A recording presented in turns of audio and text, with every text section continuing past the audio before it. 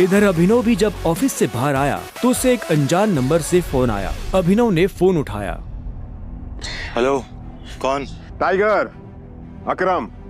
हाँ कहिए। मुझे तुम्हें किसी से मिलवाना है, वो भी हमारे माफिया वर्ल्ड का एक बहुत बड़ा नाम है, और साथ ही साथ तुम्हारे पापा और मेरा जिगरी यार भी, बलराज। मैं चाहता हूँ कि बलराज को पता चल जाए कि हमारा टाइगर वापस लौट आया है, इसलिए शाम को साथ में डिनर करेंगे होटल सफायर में। एड्रेस तुम्हें भेज रहा हूँ, ठीक है? सिया, बाय। क्या आपको सच में लगता है मुझे बलराज जी से मिलना चाहिए? वो अभी तक बलराज के नाम से कांप रहा था। अकरम भी उसकी घबराहट समझ गया था। बलराज जी, सिर्फ बलराज कहो। तुम टाइगर हो यार, और जंगल में सारे जानवर टाइगर के नाम के आगे जी लगाते हैं, लेकिन टाइगर कभी किसी जानवर के नाम के आगे जी नहीं लगाता। चलो शाम को मिलते हैं, बाय। अकरम के मुंह से ये बात सुनते ही अभिनव का कॉन्फिडेंस बढ़ गया था। वो अब उस टाइगर जैसा महसूस कर रहा था जो जू से निकलकर जंगल में आ गया हो। अभिनव अपने पुराने ऑफिस से निकलने के बाद अपने घर आ गया था। वो इतने आराम से अपने बिस्तर पर आखिरी बार कब लेटा था उसे याद ही नहीं था। वो बड़ी एक्साइटमेंट के साथ कमरे के दरवाजे की तरफ देख रहा था। Pizza delivery. सर, ऑर्डर सिर्फ 500 का था, आपने मुझे 1000 क्यों दिए? तुम डिलीवरी वाले बहुत मेहनत करते हो दोस्त, ये 500 रुपए तुम्हारी टिप। Thank you sir. इधर अभिनव उस पिज्जा बॉक्स को ध्यान से देख रहा था। उसे याद नहीं आ रहा था कि उसने आखिरी बार पिज्जा कब खाया था। वैभवी और अपने लिए घर लेने के चक्कर में उसने अपनी कितनी इच्छाओं को मारा था, इसका एहसास उसे आज हो रहा था, लेकिन अब वो रुकने वाला नहीं था। शाम को अभिनव होटल सैफायर जाने के लिए तैयार होने लगा था। उसने ग्रे कलर की शर्ट और ब्लैक कलर की पैंट पहनी थी। अभिनव के पास पहनने के लिए इससे अच्छा और कुछ नहीं था। जैसे उसने होटल को बाहर से देखा तो देखता ही रह गया। उसने आज तक इतने बड़े होटल को इतने पास से नहीं देखा था। रुको, अंदर का जा रहा है? अंदर ही जा रहा हूँ, क्या दिक्कत है? अंदर जाना है तुझे? तुझे क्या लगता है कि मैं तुझे अंदर जाने दूंगा? क्यों नहीं जा सकता मैं अंदर? अभिनव समझ गया था कि चीफ सिक्योरिटी ऑफिसर उसके कपड़े देखकर उसे जज कर रहा था। सुन, मैं तेरे जैसे लोगों को बहुत अच्छे से जानता हूँ, फालतू का तमाशा मत कर, निकल यहाँ से। कैसे जानता है तू मुझे? रिश्तेदार है मेरा, जब मैं अंदर जाने के लिए आया हूँ तो वापस क्यों जाऊंगा? ये होटल क्या तेरे बाप की है? बोलना। ये सुनते ही अभिनव का माथा गर्म हो गया, लेकिन उसने गुस्से में कुछ नहीं किया। वो शांत रहा ताकि लोगों का ध्यान उसकी तरफ ना जाए। अभिनव 2 कदम पीछे हटा और उसने फोन निकालकर अकरम को फोन मिला दिया। हाँ टाइगर, कहाँ पहुँचे? मैं ये होटल की एंट्री पे हूँ अकरम। हमारा टेबल नंबर क्या है? Table number? अरे मैं इस होटल का मालिक हूँ, मुझे टेबल बुक करने की जरूरत नहीं है। तुम अंदर जाओ, आराम से बैठो, बस मैं पहुँचने ही वाला हूँ। मैं अंदर नहीं जा पा रहा हूँ, यहाँ पे कोई ये सिक्योरिटी वाला खड़ा है, वो कह रहा है कि मेरे जैसे इंसानों को अंदर नहीं जाने देता है। वो नहीं, ये कथा। तुम एक काम करो, बस 10 मिनट में मैं पहुँचने वाला हूँ, तुम वेट करो, ठीक है? और ये इस ऑफिसर की वजह से मैं तुमसे माफी मांगता हूँ। ठीक, नहीं कोई बात नहीं। क्यों, बहुत हीरो बन रहा था ना? मैंने कहा था मैं तुझे अंदर जाने नहीं दूंगा।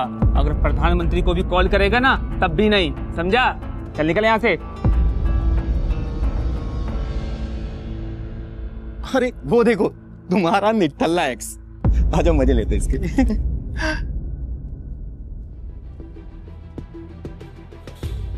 इससे मैंने अपना बॉयफ्रेंड कभी माना ही नहीं। वैसे भी मैं अपनी से छोटे लोगों से बात नहीं करती, मुंह नहीं लगती, उन्हें बॉयफ्रेंड क्या बनाऊंगी? तुम छोटे आदमी के मुंह नहीं लगती होगी, लेकिन ये छोटा आदमी तुम्हें एक सलाह देना चाहता है। इंसान की पहचान उसकी जुबान से होती है, जुबान संभाल के बात करो, वरना किसी दिन यही जुबान तुम्हारी जान ले लेगी। वाह, क्या बात कही है। ताली बजाओ। Very nice. तो फिर तुमसे तुम्हारे पैर क्यों नहीं संभाले गए? यहाँ कैसे चले आए? पिए हुए हो क्या? अकरम ने बुलाया मुझे यहाँ पे। अच्छा, अरे हाँ याद आया, अकरम सर ने उस दिन कहा था तू उनके किसी ड्राइवर का बेटा है, तो यहाँ अपने बाप की जगह ड्राइवर की नौकरी मांगने आया क्या? सही है, लेकिन वो रखेंगे नहीं, तेरे जैसे गरीब को वो ड्राइवर भी नहीं रखेंगे। आए हो मतलब तुम्हें बुलाया नहीं गया? वो उठा के चले आए।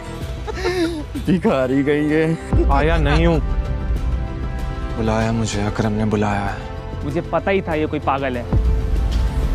तभी वहाँ एक काले रंग की चमचमाती हुई महंगी सी गाड़ी आकर खड़ी हो गई। सभी पलटकर गाड़ी को देख रहे थे। अकरम गाड़ी से बाहर निकला और उसके साथ एक और आदमी था। वो देखने में लंबा चौड़ा और मजबूत था। वो और कोई नहीं बल्कि बलराज था। वो एक बहुत ही फेमस कपड़ों की कंपनी का मालिक था और साथ ही द माफिया किंग का एक मजबूत पिलर। उसे देख अभिनव की आंखें खुली की खुली रह गई। उसने बलराज के बारे में सुना था। क्या आपको सच में लगता है मुझे बलराज जी से मिलना चाहिए? उसे तस्वीरों में देखा था, लेकिन तस्वीरों में देखने और सामने से देखने में जमीन आसमान का अंतर नजर आ रहा था। उसके मन में यह सवाल उठ रहा था कि आखिर बलराज उससे क्यों मिलना चाहता था। क्या चल रहा है यहाँ? सॉरी सर, लेकिन इस आदमी ने मुझे और कस्टमरों को काफी परेशान किया हुआ है। मैं स्टोर को अंदर जाने से रोक रहा हूँ तो ये यहाँ पे तमाशा कर रहा है। क्या तुम्हारी हिम्मत कैसे हुई इसे चोर कहने की? तुम होते कौन हो इसे अंदर जाने से रोकने वाले? ये होटल तुम्हारे बाप ने खोल रखा है क्या? ये मेरा मेहमान है और तू आज के बाद इस होटल के आसपास भी दिखाई दिया ना तो तेरी टांगे तोड़वा दूंगा। Get lost. Sorry sir.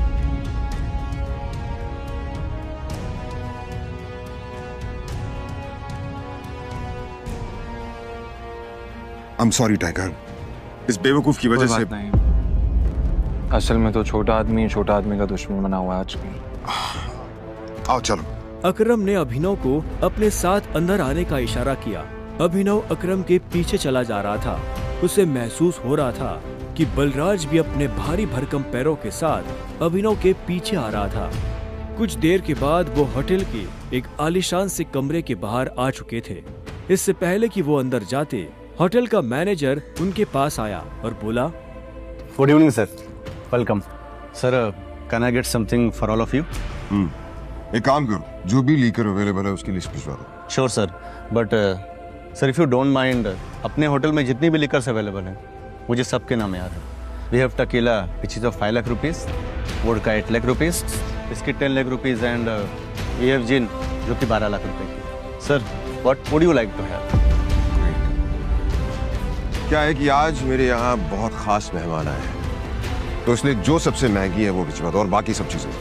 Sure sir, I will get the best liquor for all of you. Good evening sir. Good evening sir. Akram, hotel तेरा, शराब तेरी, फिर भी तुम्हारा ये मैनेजर तुझे तेरी शराब की रेट क्यों बता रहा था, जबकि तू कोई भी चूज कर सकता है? वो इसलिए मेरे दोस्त, क्योंकि मैं दिन देखकर शराब मंगवाता हूँ और आज का दिन मेरे लिए, इनफैक्ट हम सबकी जिंदगी के लिए बहुत इंपॉर्टेंट दिन है। इसलिए मैंने हम तीनों के लिए महंगी शराब मंगवाई है। So let's enjoy. अच्छा। आओ। Okay, let's enjoy. अब तुम्हें यहाँ अपनी पहचान छुपाने की जरूरत नहीं है। ये रूम प्राइवेट भी है और सबसे सेफ भी। बैठो। वो एक आलीशान कमरा था। वो तीनों बैठ गए। तब अभिनव बलराज को बहुत ध्यान से देख रहा था। बलराज, आज मैंने तुम्हें यहाँ एक बहुत इंपॉर्टेंट इन्फॉर्मेशन देने के लिए बुलाया है। हमें संजय का बेटा टाइगर मिल गया है, लेकिन फिलहाल वो अंडरकवर है, इसलिए उससे तुम्हें मैं बाहर नहीं मिलवा सकता था। Sir your snacks and drink.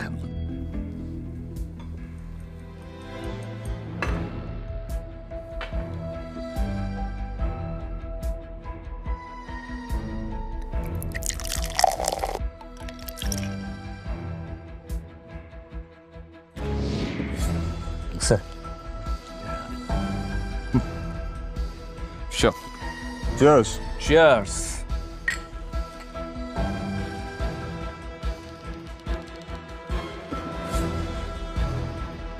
तो यही है टाइगर? हाँ, ये है हमारा टाइगर। और मैं चाहता था ये हमारी टीम के बड़े और भारी मेंबर्स से मिलने, और मिलने के बाद जिस तरफ हम बढ़ रहे हैं उस तरफ बढ़ने में ये हमें लीड करे।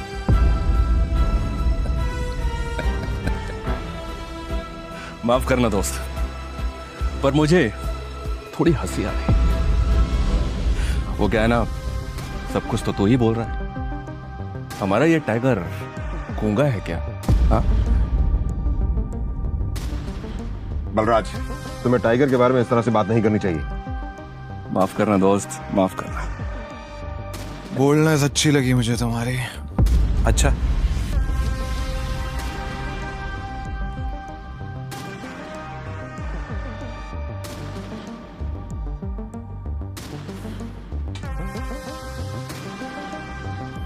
हो गए तुम बॉस, लेकिन ये मत भूलना तुम किसके सामने बैठे हो।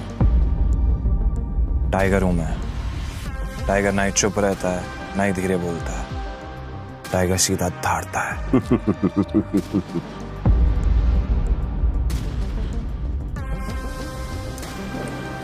तो तुम टाइगर हो, ठीक है। तो टाइगर ये बताओ, इतने सालों से कहां थे तुम? अब ऐसा तो नहीं हो सकता ना कि इतने सालों के बाद तुम हमारे सर पे आके बैठ जाओ और हम मान लेंगे कि तुम टाइगर हो। मजाक तो नहीं हो रहा है यार? क्यों अकरम, सही कहा ना? और जिस गति की तुम बात कर रहे हो ना, उसको लिया नहीं चाहता, कमाया चाहता है। आई बात समझ में? अच्छे से जानता हूं, छीनना मेरे खून में भी नहीं है। मैं इतने सालों से कहां गायब था, क्या कर रहा था, ये सब समझाने का तो हमारे पास टाइम नहीं है शायद। और रही बात कि मैं टाइगर हूं या नहीं हूं, ठीक है, तुम तरीका बताओ, साबित कर दूंगा। शाबाश, ये हुई ना बात। अकरम ने मुस्कुराते हुए अभिनव को देखा। उसकी आंखों में अभिनव के लिए गर्व की भावना झलक रही थी। उसने जितना सोचा था, अभिनव उससे भी खूंखार था, लेकिन बलराज के माथे पर शिकन बरकरार थी। उसकी आंखों से पता चल रहा था कि वो इतनी जल्दी अभिनव को टाइगर नहीं मानने वाला था। वैसे भी पूरे ग्रुप में अगर बलराज किसी चीज के लिए जाना जाता था तो वो थी उसकी जिद। वो इस बात को नहीं पचा सकता था कि कल को एक बच्चा उसके सर पर बैठकर राज करे। सिर्फ अकरम की शाबाशी से काम नहीं चलेगा प्यारे, पर मैंने अभी एक्सेप्ट नहीं किया है कि तुम टाइगर हो। तुमने कहा कि तुम साबित कर सकते हो कि तुम टाइगर हो, तो ठीक है, मैं तुम्हें चैलेंज देना चाहता हूं। ये क्या कह रहे हो तुम?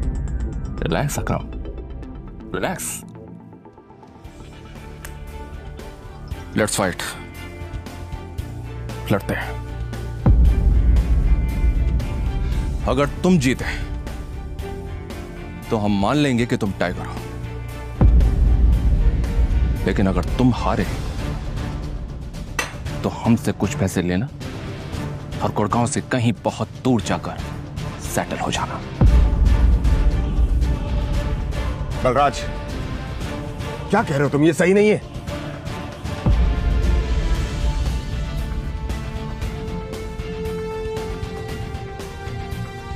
Let's fight. कब करनी है लड़ाई? ये सुनते ही बलराज के चेहरे पर मुस्कान आ गई। अकरम के होश उड़ गए थे। अब आगे क्या होने वाला था? क्या अभिनव बलराज को हरा पाएगा या उसे अपने पिता का दिया हुआ सब कुछ छोड़कर हमेशा के लिए दूर जाना पड़ेगा? आगे की कहानी जानने के लिए देखें अगला एपिसोड सिर्फ पॉकेट FM के YouTube चैनल पर, और द रिटर्न ऑफ टाइगर के सारे एपिसोड्स को सुनने के लिए डिस्क्रिप्शन में दी लिंक से डाउनलोड करें पॉकेट FM ऐप।